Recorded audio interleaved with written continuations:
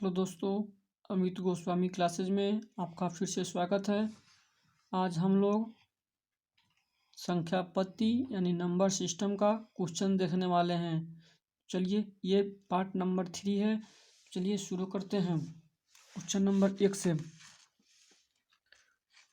32, 90, 75 में 7 के स्थानीय मान तथा स्थानीय मान और जातीय मानों में अंतर स्थानीय मान और जातीय मानों में अंतर क्या होगा। चलिए पहले हम 3, 2, 9, 0, 7, 5 में 7 का स्थानीय मान निकालते हैं। तो स्थानीय मान जिस अंक का कहे उस अंक को लिखते हैं और उसके बाद जितना 0 अंक रहता है तो हम लोग उतना 0 डालते हैं। यानी कि इसका स्थानीय मान हो जाएगा कितना, 70 क्या हो जाएगा, इसका स्थानीय मान हो जाएगा।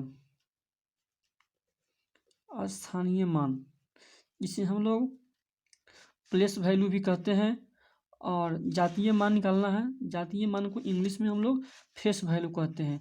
तो 7 का फेस वैल्यू जो है 7 ही हो जाएगा।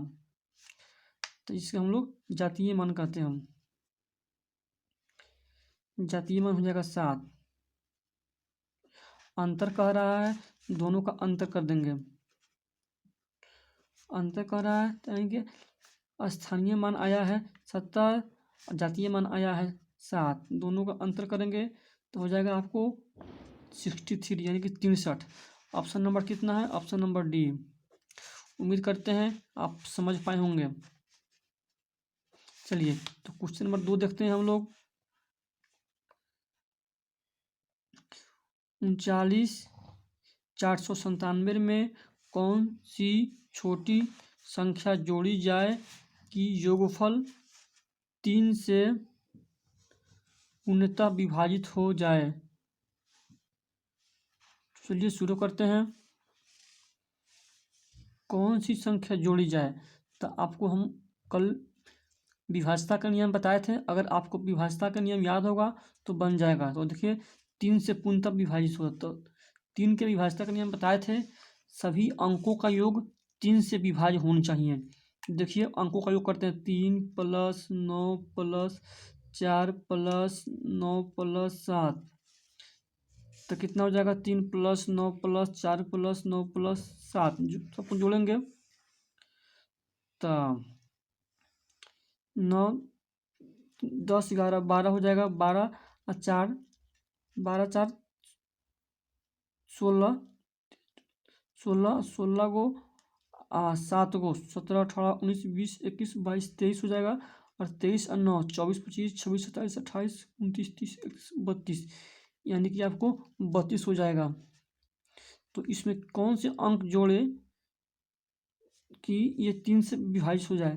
तो ऑप्शन में दिया है 0, 1, 2 और 4। तो छोटी से छोटी कह रहा है तो हम छोटी से छोटी में 0 तक देखते हैं तो नहीं होगा, 32 रह जाएगा।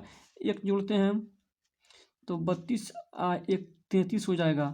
तो 33 जो 3 से विभाज्य है, 11 3 33, 11 मरतबे, यानी कि वह छोटी से छोटी संख्या 1 हो जाएगा। चलिए अगला हम लोग देखते हैं।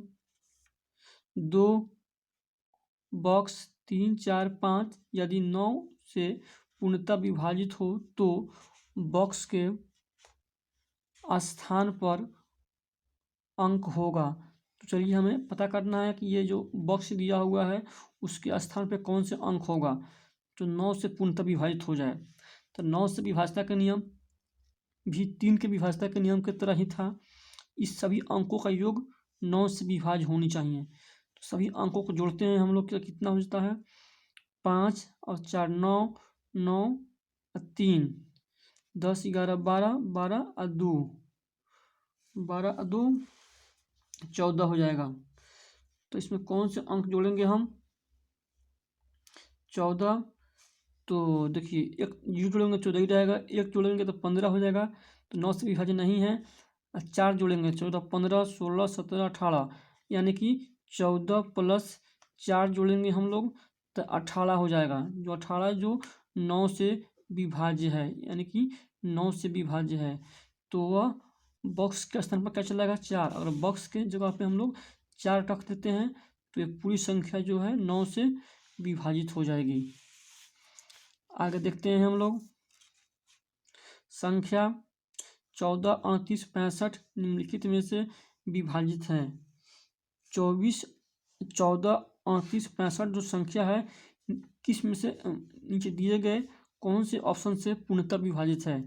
चलिए पहले ऑप्शन नंबर 1 चेक करते हैं। 3 से विभाजित का नियम अंकों का योग होना चाहिए। 3 से विभाजित, तो अंकों का योग देखते हैं कितना है। 3 के विभाजित का नियम कहता है अंकों का योग।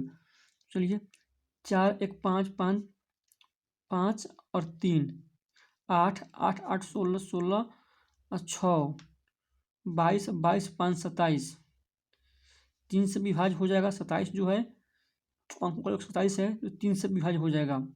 4 से देखते हैं, अंतिम 2 अंक 4 से विभाज्य होनी चाहिए।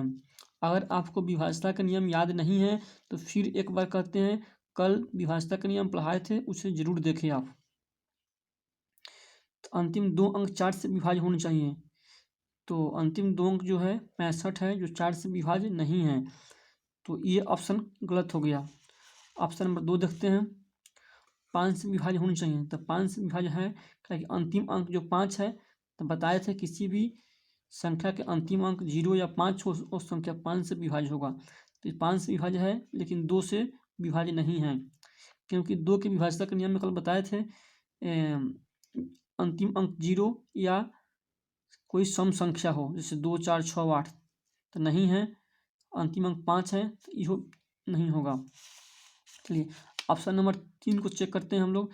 3 से विभाज्य है क्योंकि अंकों का योग 27 है जो 3 से विभाज्य है।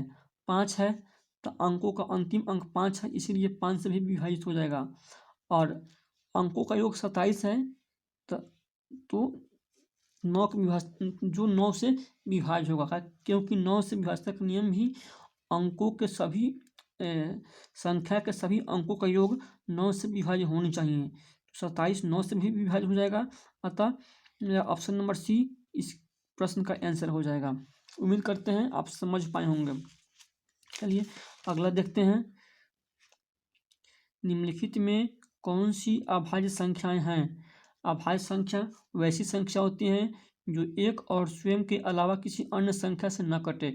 इसका हम परिभाषा भी बता दिए हैं। अगर आपको परिभाषा याद नहीं है, अभाज्य, भाज्य, पूर्ण, घन, परिमेय, अपरिमेय, तो आप जाके पिछले वीडियो को जरूर देखें। चलिए इसको बताते हैं। 81 जो है ये भाज्य संख्या है, ताकि ये पूर्ण वर्ग संख्या है, ये 3 से विभाज्य हो जाएगा और 9 से भी हो जाएगा और 81 से भी हो जाएगा और 1 से भी हो जाएगा। यह बहुत सारी संख्या से विभाज्य होगा। 83 देखते हैं, 83 नहीं है, तो इसका आंसर क्या हो जाएगा मेरा 83 ही इसका आंसर हो जाएगा। चलिए 83 क्या है, एक अभाज्य संख्या है, तो मेरा आंसर हो जाएगा जो 83 हो जाएगा। उम्मीद करते हैं आप समझ पाए होंगे। अगर आपको यह वीडियो अच्छा लगा तो लाइक सब्सक्राइब जरूर करें।